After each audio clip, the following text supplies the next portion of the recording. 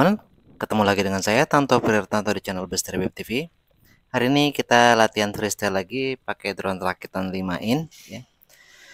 Frame pakai Readytosky XL5, kemudian flight controller pakai Speedybee F405 V3 tanpa OSD ya. OSD-nya rusak, OSD chipnya rusak.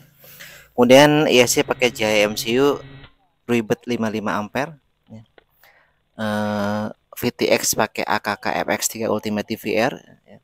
Kemudian kamera FPV pakai FX Runcam Phoenix 2 SP V3.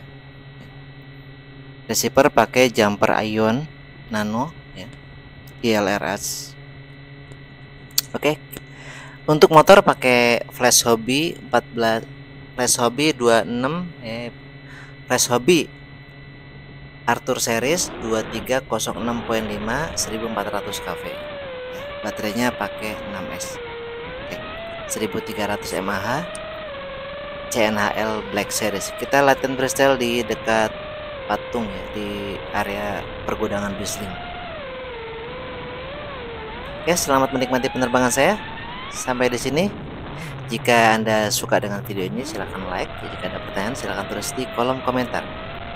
Selamat menikmati penerbangan saya. Wassalamualaikum warahmatullahi wabarakatuh.